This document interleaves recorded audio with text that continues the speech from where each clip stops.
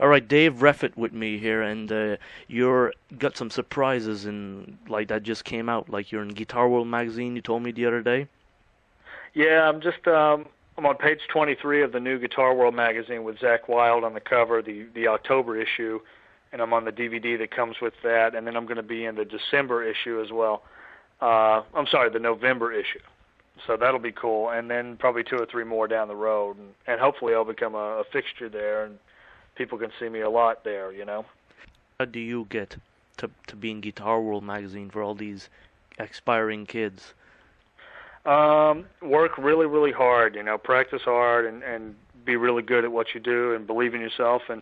And for me, you know, it's just, you know, keep at it, man. And, you know, like I contacted those guys and just sent them all, you know, good stuff and, you know, they liked it. So you got to make something you're really proud of, and then you got to go out there and do the work and believe in yourself, you know. Not only that, you've got some heavy-duty endorsements also under your belt. Yeah, I just got an endorsement with Seymour Duncan pickups, which I'm really proud of, man. All my favorite players in the past, most of them anyway, have used Seymour Duncans, and it's a really great company. So I'm proud to be on board with those guys, and that's what I would play even if I didn't have an endorsement. Like I've been using the Dimebag Darrell signature humbucker for years. You know, that's what I use on my record, The Call of the Flames, and yeah, so I'm excited to get some new products from them and try them out on this new CD coming out that I'm working on. Now, let's say with an endorsement like Seymour Duncan, do you experiment in trying different people's pickups, or do you try to customize it yourself?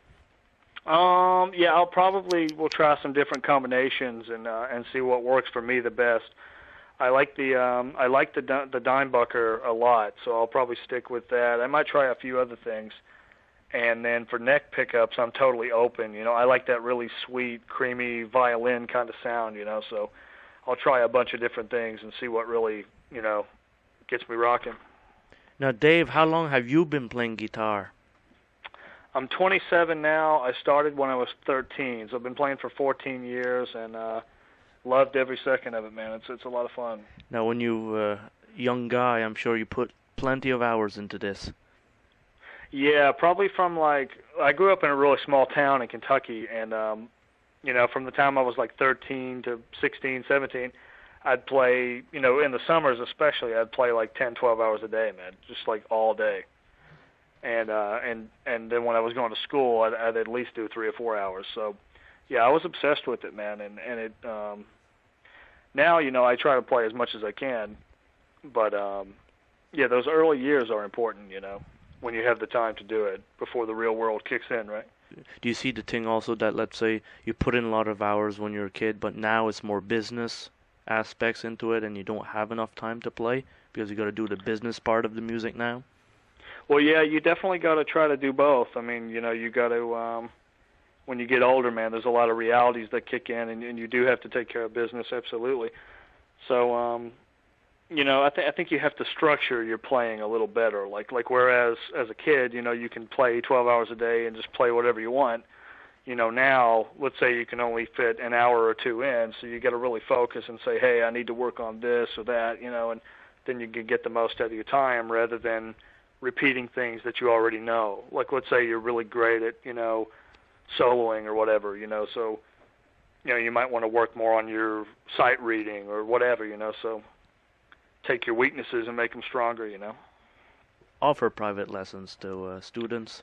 Yeah, I'm giving private lessons. I'm in the Boston area, and I've got people that I teach out here, and then I also, really, really soon, I'm going to be doing Skype lessons online. So anybody that wants to do that with me, that's a lot of fun. I really get a lot out of that. And, you know, I could really take people to the next level. So anybody that wants to do that, hit me up on my websites. I'm on MySpace and Facebook and all that good stuff. So how can they find you on your official website? What's that address? My official website, I still got to get it done, but I'm on myspace.com/Dave Reffett, myspace.com/Shredding the Envelope, or you can go on Facebook and look me up on there, and I'm on there a lot, so that's an easy way to catch me. The album you made, Shredding the Envelope. What's the way you went into these songs? You know, how to write them and record them and all that? Well, we had been working on the lyrics for a long time. You know, we had a batch of lyrics laying around. We always wrote poetry, me and my girlfriend, and then one day we just decided, let's pick the best songs and just do this thing. So we took, like, you know, the best 9 songs, and I wrote all the riffs for them. And, you know, some of the stuff were riffs I had laying around. Some of them I had to write on the spot to go with the lyrics. And it's a really, really great album, man. For anybody that hasn't heard it, Bruce Dickinson from Iron Maiden, he called it a must-have on his BBC radio show. We've been getting worldwide press all over different magazines. You know, like you said, Guitar World, a bunch of different things. And I just think it's a really, really great hard rock, heavy metal record, and a lot of great guitar playing too. George Lynch from Dawkins on there, and Angelo Batio, and Chris Poland from Megadeth. You know, some of the best players in the world. It's really worth checking out. You can get it on iTunes or CD Baby or Amazon, any of that stuff. It's an album I've been playing on the radio show for a little while. I forgot who sent it to me. It probably was you. Oh, thanks, man. Thanks for playing it. That's great. It's a great album, and the name says it all. And that would be the band name, Shredding the Envelope. Yes. Now, yeah, thanks for playing, man. I appreciate it. Hey, no problem. What's the discography for Shredding the Envelope? Do you have much albums out? Well, that's the first record. Yeah, that's the debut album. And the next one, I'm working on it now. I'm trying to narrow it down to the best 12 songs, and the next record's going to be 12 songs. And it's going to be really, really heavy. It's going to be similar to this one in the fact that it's a really good mix of hard rock and heavy metal. You know, like a lot of people loved that about the record, that it's, you know, that we melded the two so nicely. And for me, it's just very it's easy to do that because those are my favorite bands. You know, like, you know, Kiss, Megadeth. You can hear all those elements, and this record's going to be a lot of fun, man. And can't wait to hear it. When you go recording these albums, where, or you know, the new one, where are you going to be recording it at? I did the last one at this place called Sanctum Sound in Boston, and I might work there again. I might try to work with. There's an engineer named Joe Clapp who I really respect, and he's done some stuff with the guys from Godsmack and stuff, and he's just a brilliant engineer. And I probably will do some stuff with him. The mixer was this guy Mudrock, who's worked with Alice Cooper and Avenged Sevenfold, and he's a good friend of mine, and he's fucking amazing. Oh, sorry to curse there. Hey, that's fine. And but he's a very cool dude, and so I'll probably use him again, you know, definitely, because he's great. And then the guy that mastered it is this guy George Marino, who's worked with Metallica and AC/DC and Kiss, and so I'm going to use him again. I think he's a genius. Do you find that today's ways of promoting online with YouTube and stuff is a better approach compared to what we would have had in the 1980s? I think so, man, because, you know, back in the 80s and stuff, you know, you'd have to mail something out, you'd have to wait for them to get it, and then you'd have to write them back, and, you know, like, it could take a long time before you hear anything back. Nowadays, everything is so instant, you know, like I can send you an email and you can get back to me later that day, you know, or even 5 minutes later. And the problem with that is there's so much out there, you know, so like it just floods the gates, you know, so you got to keep putting more and more stuff out there just because, you know, everybody is so, you know, distracted because there's so much stuff. But I think it's made things easier, and it's also made things a lot harder too, because people just don't buy records anymore. You know, that's the other thing that sucks, is it's so easy to steal everything, you know. Mm-hmm. But at the same time, you know, like the whole tape trading scene back in the 80s, you know, that's what made Metallica and Megadeth and all those guys so huge, and that was the illegal downloading of its day, you know. So in a way, I mean, it's a lot easier for a band to get really, really well known through the channels of the internet and stuff, and, you know, and then go on to be a big touring band.